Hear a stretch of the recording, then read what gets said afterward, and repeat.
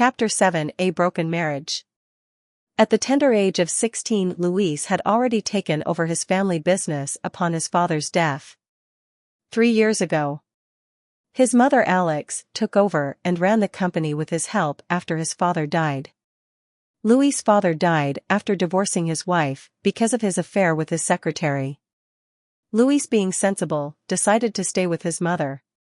Luis' lack of involvement with his father and the company led to a series of failed investments within a span of a year. It was on the verge of bankruptcy. Without Luis's help, Mr. Ross couldn't manage the business properly. Ross fought for custody over his son Luis.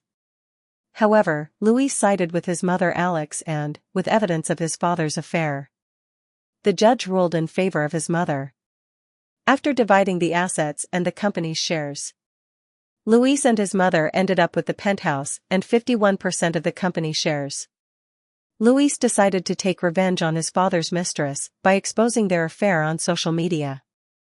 The company had also been affected by the scandal, but Luis didn't care. He made them pay for their actions.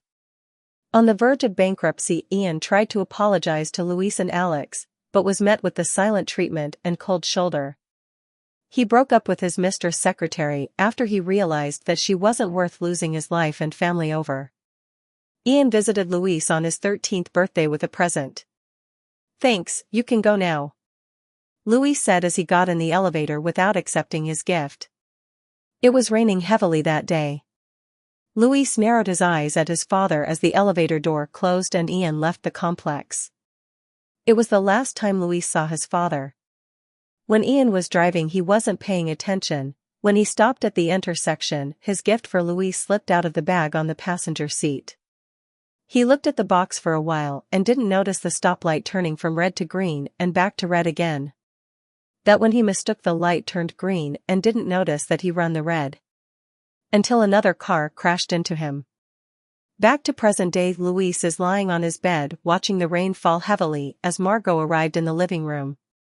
"Brother," she said as she went up the stairs. She opened the door to his room and jumped on his bed.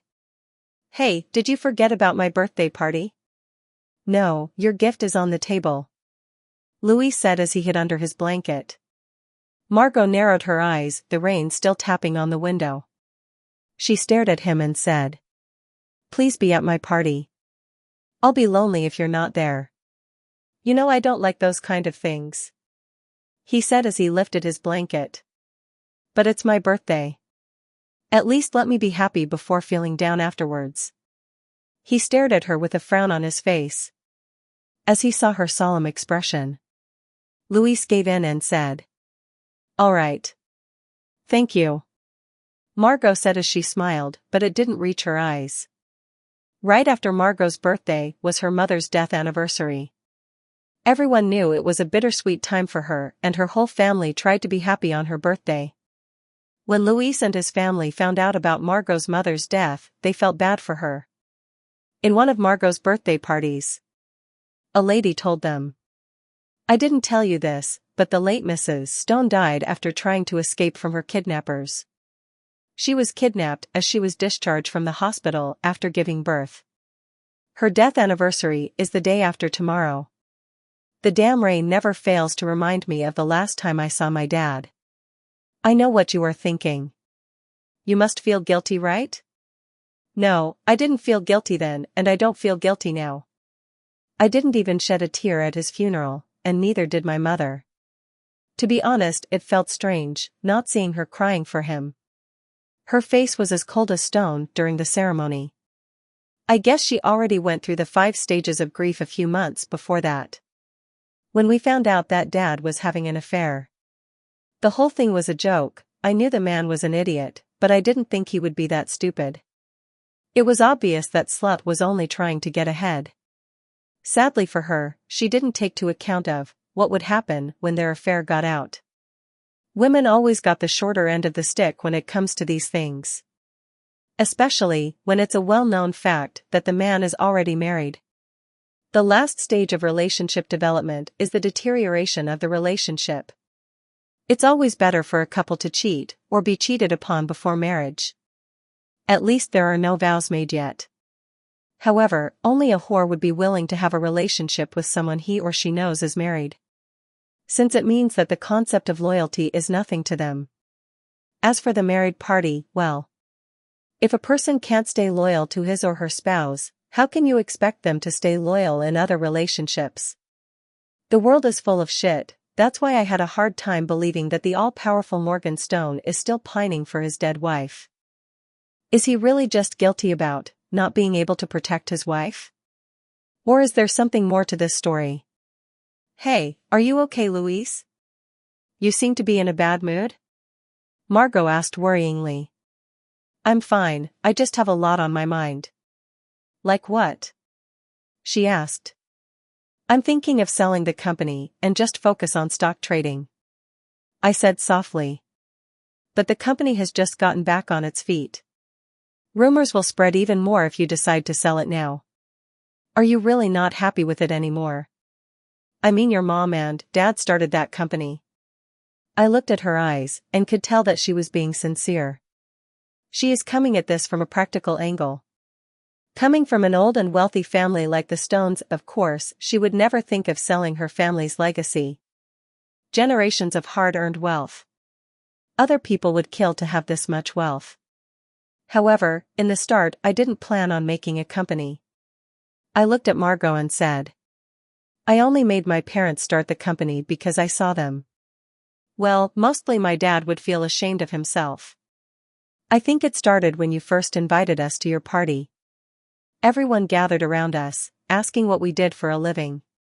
Dad said that he did stock exchange. I had been trying to get him into stock trading beforehand, but he didn't take it seriously. I was happy since they could finally make some extra money, and stop complaining about the budget for once. Then Mom said that we get a new house. Which was very reasonable, since I have been wanting a bigger house. But after that I saw my dad less and less, before he would openly talk about his work. Then one day Mom planned a surprise for their anniversary, but my dad didn't show up. They then got in a fight. Then when Dad's birthday came, he said that he had to go on a business trip. Mom felt bad about him working so hard. So we followed to surprise him for his birthday. That's when we saw his affair with his secretary. I'm sorry, Louise. Mom tried to deny what she saw at first, so I hired a private investigator to follow my dad.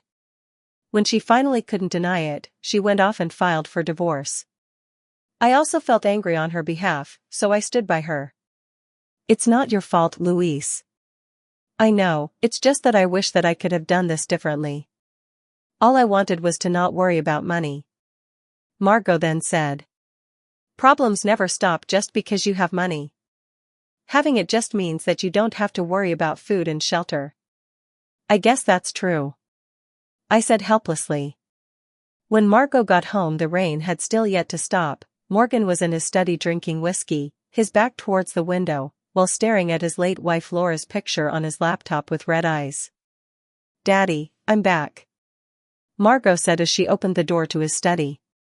Morgan immediately closed his wife's picture and looked up at Margot. She then added, It's really cold, you want me to get you a hot coffee? Pure black, no sugar please. Okay.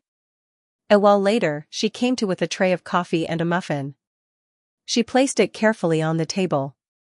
Upon seeing her stare at his computer while he was typing, he handed her a bunch of paperwork and said, Since you have time, review this for me, will you?